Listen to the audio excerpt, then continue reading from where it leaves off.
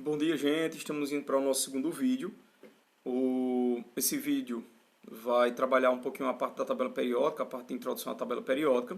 E para isso a gente precisa ter um entendimento sobre os átomos, que foi aquilo que a gente viu um pouquinho antes, quando a gente falou sobre as partes dos átomos, os elementos, as partículas atômicas, elétrons, prótons, nêutrons, números atômicos, números de massa, que são de fundamental importância para a gente entender a tabela periódica.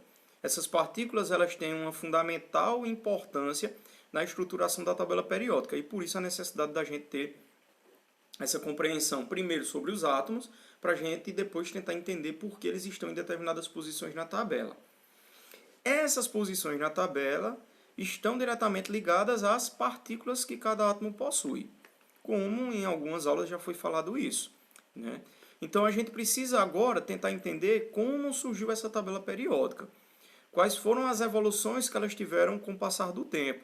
Então hoje a gente tem uma tabela que a gente chama de tabela atual, que se baseia, por exemplo, na posição dos elementos quanto aos seus números atômicos, mas que antes essas tabelas elas não tinham essa característica. Os elementos estão disponíveis na tabela a partir de seus números. Não, por exemplo, Mendeleev ele organizou sua tabela periódica a partir dos números de massas dos elementos. A gente vai entrar em contato com outro conceito chamado de tríades, que foi um alemão que criou, Dobereinier. Desculpa aí a pronúncia, mas alemão é fogo. E ele criou um sistema bem primitivo, mas que naquele momento dava certo para a organização dos elementos químicos que tinham sido descobertos naquela época, né?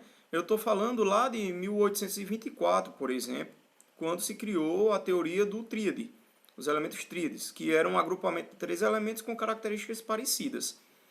Mas essa parte de identificar ou classificar ou agrupar os elementos por propriedades ou características próximas é o que a gente tem hoje na tabela periódica, né? O que a gente vai chamar de famílias, de períodos, são aproximações de características que fazem com que aqueles elementos se aproximem ou estejam próximos na tabela.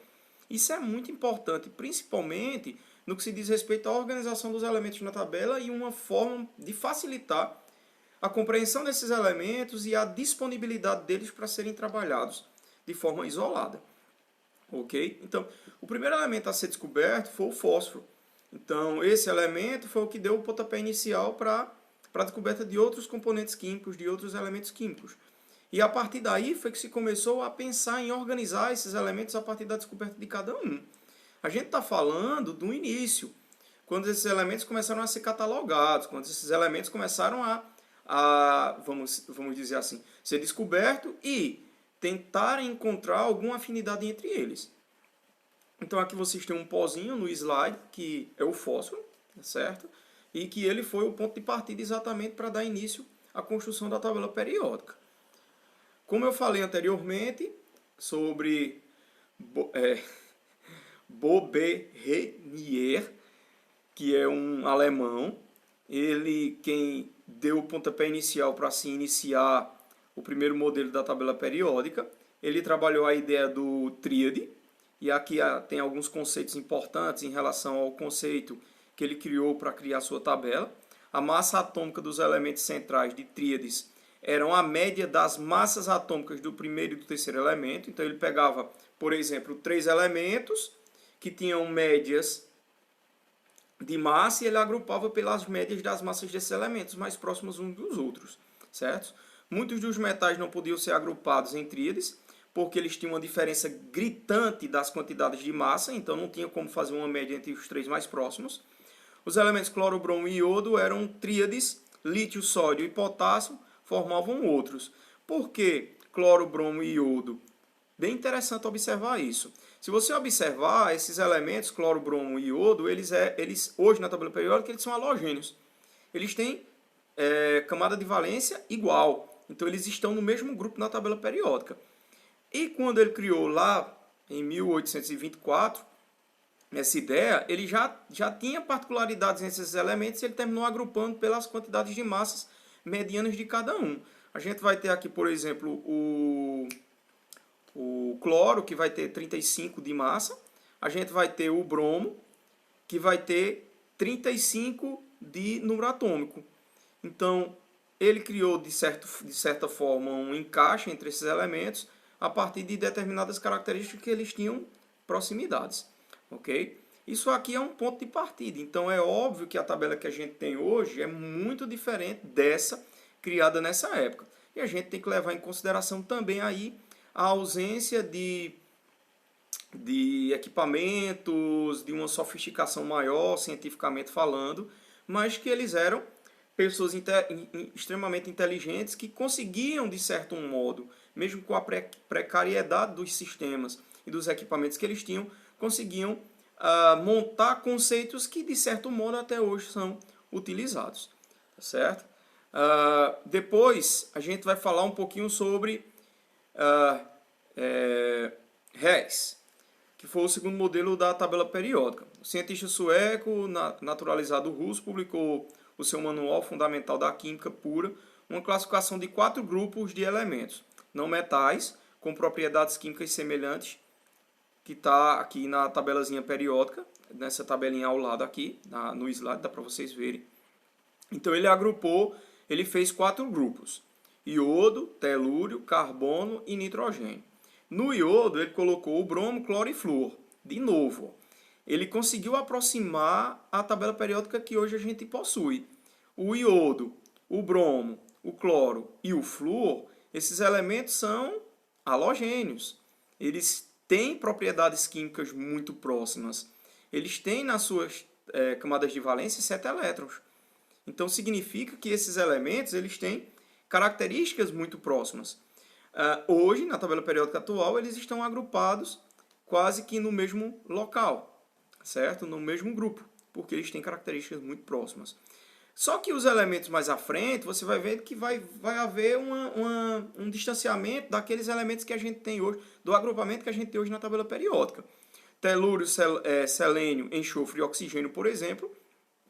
O enxofre e o oxigênio são próximos, eles têm características bem parecidas, porque eles têm 6 elétrons na camada de valência, por exemplo. Então, ele criou determinados tipos de ferramentas que possibilitavam que os elementos se agrupassem. E até hoje estão agrupados de certo modo, igual ele tendenciosamente colocou. Tem um conceito aqui bem interessante. Ó. Essa classificação está ainda muito longe de ser natural. No entanto, ela reúne elementos em grupos muito semelhantes e podem ir aperfeiçoando-se à medida que aumentar os nossos conhecimentos. Então ele tinha esse conhecimento de que estava muito longe de se chegar à perfeição em relação à classificação que ele deu aos elementos, mas já era um início, já era uma forma de se observar os elementos a partir de determinados tipos de classificação ou características que eles possuíam. Isso é muito interessante. Um ponto importante nos conceitos científicos e na evolução científica é exatamente a gente sempre pensar que eles buscavam, mesmo com a precariedade que tinham, eles buscavam sempre aperfeiçoar os seus conhecimentos.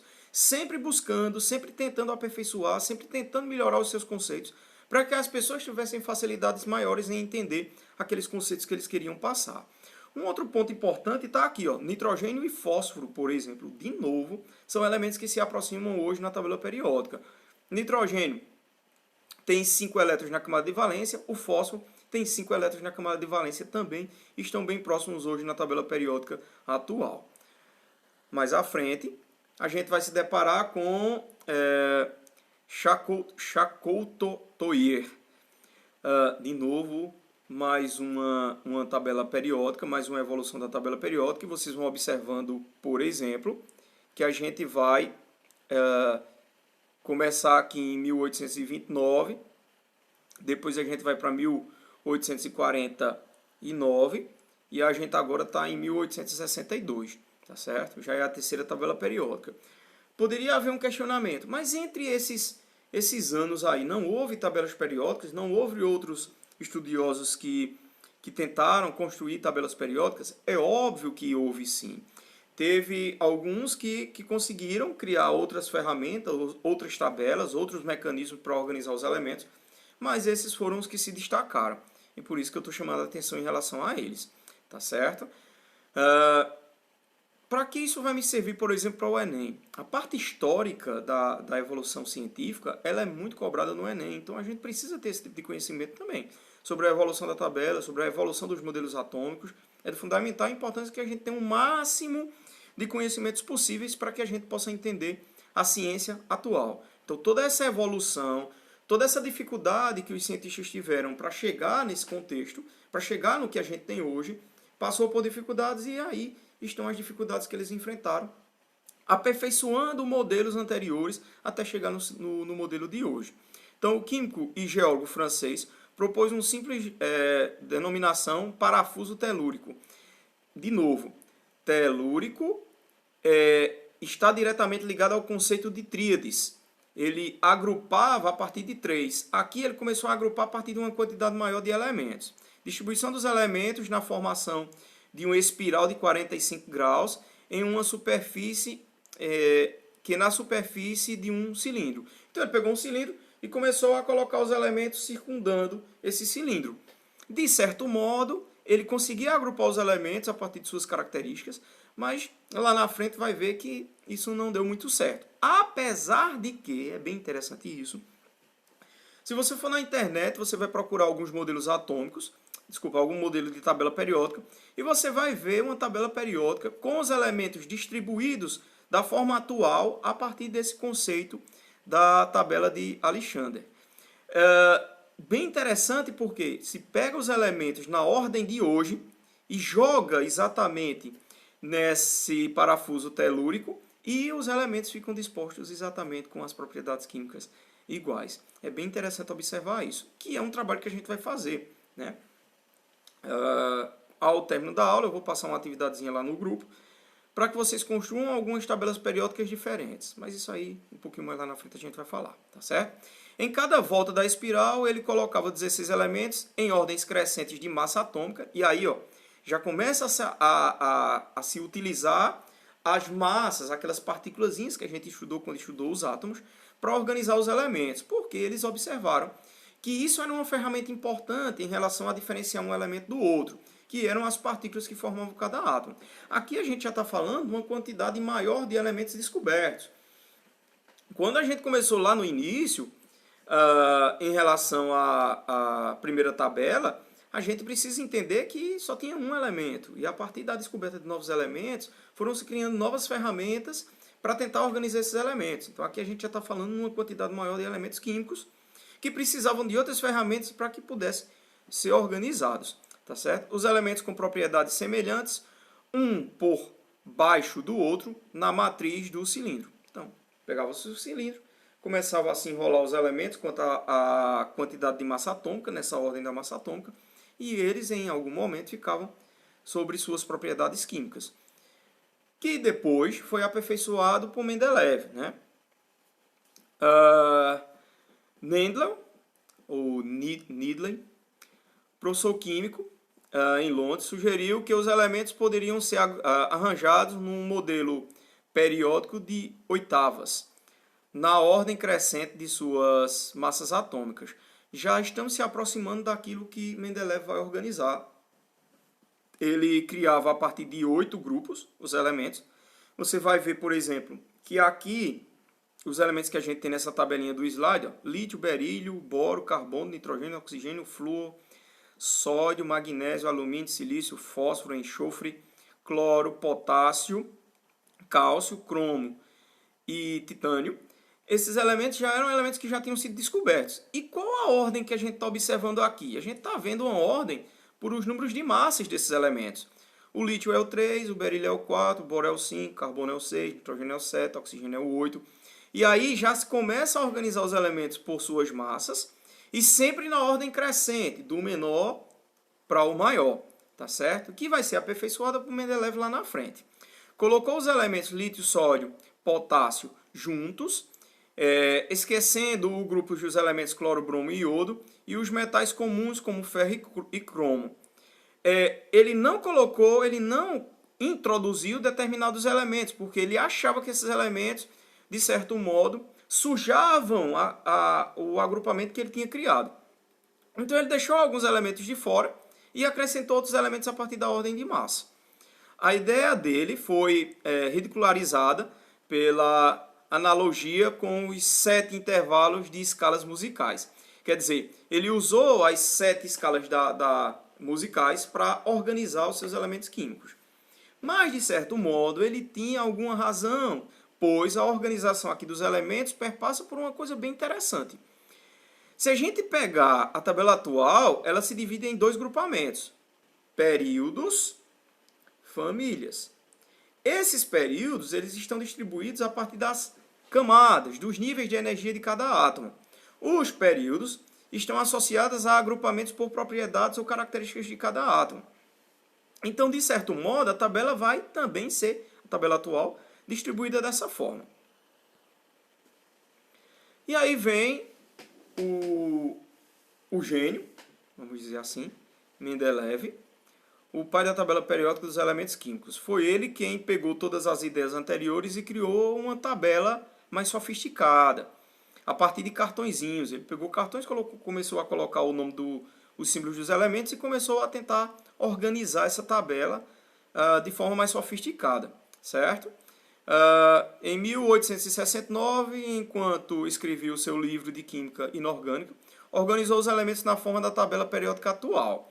A única diferença da tabela periódica de Mendeleev para a tabela periódica atual é a forma que os elementos estão organizados, não, na forma que eles estão disponíveis na tabela. Isso quer dizer, a tabela atual usa como referência o número atômico. A tabela de Mendeleev utilizava como referência a massa atômica.